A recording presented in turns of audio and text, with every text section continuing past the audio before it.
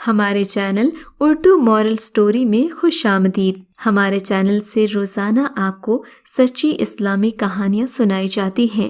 ان کہانیوں میں کوئی نہ کوئی ایسا سبق چھپا ہوتا ہے جو آپ کی زندگی سنوار سکتا ہے۔ آج کا واقعہ بھی ایسا ہی ہے۔ چلیے سنتے ہیں آج کی کہانی۔ زبیر ایک بہت اچھا شوہر تھا، محبت کرنے والا، خیال رکھنے والا۔ اسے شادی کے بعد روایتی سسرال اور رویوں کا وہ ازلی سامنا نہیں کرنا پڑا تھا جو ہمارے معاشرے میں عام ہیں۔ وہ ہنی مون پر بھی گئی اور واپس آئی تو اس قدر چمک رہی تھی کہ نگاہ ٹھہرنا مشکل تھی۔ ساس نظر اتارتی نندے صدقے واری جاتی، دیور کھنڈرلا تھا، مگر شادی کی عمر سے بس چند قدم ہی دور تھا جب بھی اسے ہنی مون سے واپسی اور ہاتھ پر تائی کی رسم کے بعد گھر میں گھلتے ملتے اس کے روپ کی چاندنی سے آنگن اجلتے اور بطور خاص زبیر کی نگاہوں سے پگھلتے دیکھا تو برسوں کا اپنا پسند کی شادی والا نظریہ تک بدل ڈالا۔ کہنے لگا، مجھے اپنی امی کی پسند پر یقین آ گیا ہے، میں بھابھی جیسی لڑکی سے شادی کروں گا۔ وہ علل اعلان جب بھی کہتا، ساتھ ہی ایک شرمیلی سی ہنسی ہنس دیتا۔ ساس کہتی، بڑا بے شرم ہو گیا ہے۔ زندگی رنگ، خوشبو اور خوابوں کی ندی میں مست ناؤ کی طرح بڑی آسانی سے آگے بڑھ رہی تھی جب ایک نئے فرد کی آمد کا شور اٹھا۔ عازم صاحب آ رہے ہیں، ان کا کمرہ صاف کروا دینا۔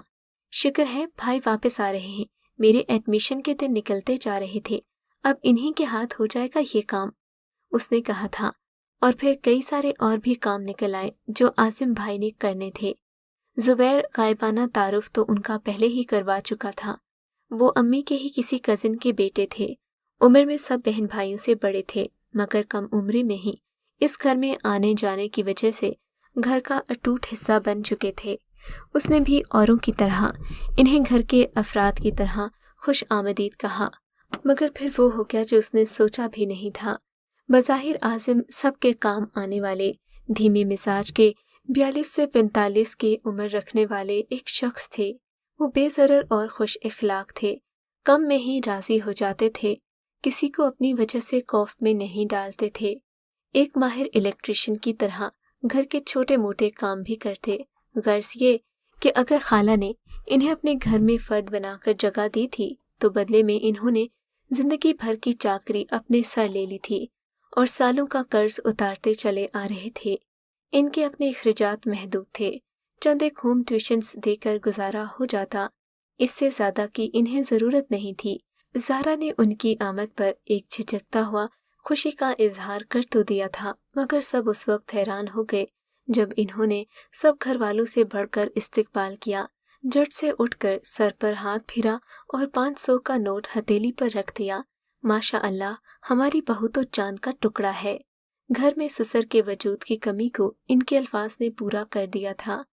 یہ تو بہت عرصے کے بعد جا کر کھلا کہ حقیقی رشتے حقیقی ہی ہوتے ہیں، پھر چاہے کوئی کچھ بھی کیوں نہ کہہ دے۔ فکر و اندیشوں کے ہجوم نے اسے اپنا آپ بھلا رکھا تھا۔ اب یاد آیا تھا کہ کچھ روز پہلے تک وہ کتنی بے خبر اور بے پرواہ تتلی کی مانند اپنے خاوند کے دل میں بیٹھی خوشیوں کا امرت گھونٹ گھونٹ پی رہی تھی کہ عازم نام کے مکڑے نے اس کے رنگ چرانے شروع کر دیے۔ اس روز اس نے زبیر کو بھرپور انداز میں یہ خبر سنانے کا سوچا، سر سے پیر تک خود کو سنوارا۔ زبیر اس روز معمول سے ہٹ کر لیٹ ہو گیا تھا۔ وہ رات کے کھانے کے درمیان عازم کے اکسرے کرتی نظریں اور اس کی توجہ سے گھبرا رہی تھی، اور انہی نظروں سے گھبرا کر وہ اپنے کمرے میں جا چھپی۔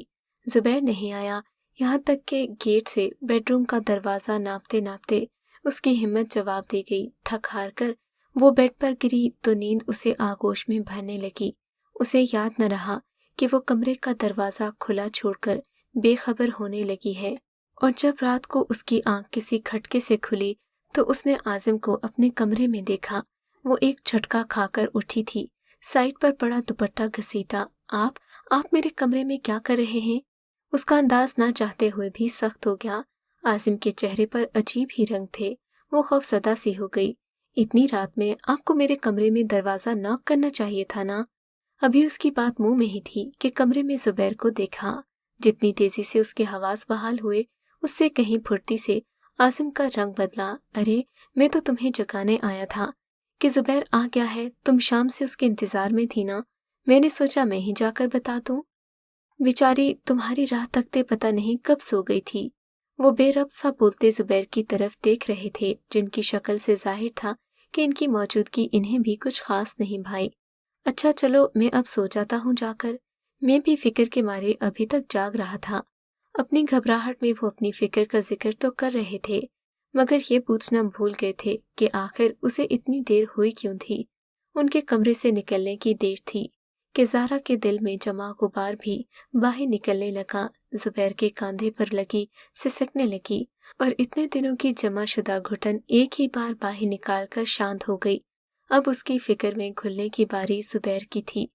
اس رات دونوں کے پاس ایک اچھی خبر تھی، مگر عاصم کی وجہ سے دونوں ایک دوسرے کو بتا نہیں سکے۔ وہ یہ نہ بتا سکی کہ ان کی فیملی میں اضافہ ہونے والا ہے، نہ ہی زبیر یہ بتا سکے کہ کمپنی انہیں باہر بھیج رہی ہے، عہدے، تنخواہ اور مناد میں خود بخود اضافہ ہونے والا ہے۔ اس رات سب بات چیت ہونے کے باوجود ان کے درمیان عجیب طرح کی دوری کھڑی روتی رہی، اور پھر وقت یوں ہی گزرتا رہا تھا۔ عاصم بھائی کو کوئی کچھ نہیں کہہ سکا تھا، کیونکہ بات فی الحال نظروں اور باتوں تک محدود تھی۔ کوئی بھی عاصم کو کچھ نہیں کہہ سکا، اور مروت کے مارے وہ بھی چپ کر گئی تھی۔ لیکن زبیر کی موجودگی اور عاصم کی غیر موجودگی کا وقت اس کے لیے بہت سکون کا ہوتا تھا۔ عاصم بھی اس کا گریز بھانپ گئے تھے، اور یہ بھی کہ وہ ان کی نیت میں آنے والا فطور پڑ چکی ہے۔ اپنی طرف سے انہوں نے اپنے رویے کو بہتر بنانے کی کوشش کی، خود بھی اس سے کھنچے کھنچے رہنے لگے۔ زہرا نے ان کی بدلتی کیفیت پر شکرانے کے نفل پڑھے، مگر وہ بھول گئی تھی چور چوری سے جاتا ہے، ہیرا پھیری سے نہیں۔ عادت بدلتی ہے، کیفیت بدلتی ہے، مگر فطرت نہیں۔ شب و روز اپنی مخصوص رفتار سے آگے پیچھے بھاگ رہے تھے۔ نندیں آ جاتی تو گھر میں رونق ہو جاتی۔ ایسے میں دیور کی شادی سر پر آ گئی۔ بڑی بہو ہونے کے ناطے اس پر کاموں کی زیادہ ذمہ داری تھی، وہ بھی جی جان سے تیاریوں میں لگی تھی۔ جب ایک دوپہر کسی نے آ کر بتایا کہ سارا سیڑھیوں سے گر گئی ہے، وہ بری کے سوٹ سیٹ کرتے ہوئے دیوانہ وار اٹھ کر بھاگی، مگر سارا کا کہیں وجود نہیں تھا۔ اگر وہ گری تھی تو رو رہی ہوتی، پکار رہی ہوتی۔ اس نے چھت تک جا کر دیکھا، گھر میں ڈھونڈا، مگر وہ کہیں نہیں تھی۔ اس کے حواس جب اس کا ساتھ چھوڑنے لگے، تب ایک خیال نے کسی بچھو کی طرح اسے ڈنک مارا۔ شاید کوئی قریب ہی بولا تھا۔ اسے عاصم بھائی چپ کروا رہے تھے، شاید باہر لے گئے ہوں بہلانے۔ وہ الٹے قدموں بنا کسی طرف دیکھے اوپر چھت کی طرف بھاگی۔ گھر کے باقی لوگ اس کے پیچھے تھے، اس کے قدم بنا رکے بڑھتے گئے۔ اس نے جنون کے عالم میں چھت پر بنے اسٹور کا دروازہ ہاتھ مار کر کھولا۔ سامنے ہی اس کی 6 سالہ بچی اور مطلوبہ شخص پسینے میں بھیگے وجود کے ساتھ موجود تھے۔ شادی والے گھر میں مہمان بہت زیادہ تھے۔ وہ چیخ پکار کر اپنے ساتھ سب کی عزت کو داؤ پر نہیں لگانا چاہتی تھی، مگر اپنی معصوم بیٹی کو کسی شکاری کی آغوش میں دیکھنا بھی نہیں چاہتی تھی۔ چیل کی طرح عاصم پر جھپٹ کر اس نے سارا کو ان سے چھینا، اور شدید بے بسی کی کیفیت میں گھر کر اس کا منہ اپنے ناخنوں سے نوچ ڈالا۔ جب تک کسی اور نے آ کر اسے دبوچا، عاصم کافی زخمی ہو چکے تھے۔ پاگل ہوئی ہیں بھابھی، اسے عاصم بھائی نے کوئی دھکا دے کر تھوڑی پھینکا تھا، وہ تو اسے الٹا چپ ہی کروا رہے تھے۔ یہ اس کی نند تھی، اسے نہ اپنی نند کی ناگواری اور نہ تعجب کی پرواہ تھی۔ وہ سارا کو بازوں میں بھیج کر پھوٹ پھوٹ کر رو رہی تھی۔ ایسا بھی کیا ہو گیا، بچے گر جاتے ہیں اور چوٹیں آ جاتی ہیں۔ گھر میں کسی نے اس کی جذباتیت کو اچھی نظر سے نہیں دیکھا تھا، مگر وہ جانتی تھی اب اس کا گھر میں رہنا ممکن نہیں تھا۔ زبیر کے آتے ہی اس نے پوری بات اس کے سامنے رکھی اور الگ گھر کا مطالبہ کر دیا۔ زبیر بھی مرد تھا اور ایک زبان رکھتا تھا۔ اس نے اپنی بیوی کا ساتھ دیا، مگر اس کی زندگی سے وہ دن اور دوپہر کبھی نکل نہیں سکی۔ پھر کتنے سال بیت گئے، اس نے سارا کو اپنی نظروں سے اوجھل نہیں ہونے دیا تھا، اور پھر ہر وقت سائے کی طرح وہ اس کے ساتھ رہتی۔ سمجھدار ہونے کے بعد زمانے کا چلن مردوں کی مکاریوں سے اچھی طرح آشنا کر دیا۔ اس کے بعد انہیں جس بات کا ڈر تھا بالآخر وہ ہو کر رہی تھی۔ انہیں اچانک ہی پتہ چلا کہ ان کی بیٹی زارا کسی لڑکے کو پسند کرتی ہے۔ نہ جانے کیوں اپنے شوہر اور بھائیوں کے علاوہ مرد ذات پر ان کا اعتبار نہیں تھا۔ وہ اس بات پر بضد تھی کہ اپنی بیٹی کی شادی کسی ایسے ویسے گھرانے میں نہیں کرے گی۔ سبھی اس کے ان خدشات کو ایک عجیب جذباتی کیفیت کا نام دیتے تھے، مگر وہی جانتی تھی جو اس نے دیکھا اور محسوس کیا تھا وہ شاید ہی کسی نے کبھی برداشت کیا ہو۔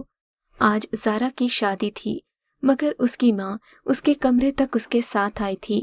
حجلائے عروسی میں بیٹھی وہ اس بات کا یقین دلاتی رہی تھی کہ عازم بھائی جیسا کوئی بھی بھائی جو ایک درندہ ہو زارا کے پاس آ کر نہ ہی اسے تسلی دے اور نہ ہی اس پر بلا وجہ کا پیار جتائے، کیونکہ وہ جان گئی تھی اپنے حقیقی رشتوں اور غیروں میں کتنا باریک سا فرق ہوتا ہے، اور وہ اس فرق کو اپنی بیٹی کو بھی سمجھانا چاہتی تھی۔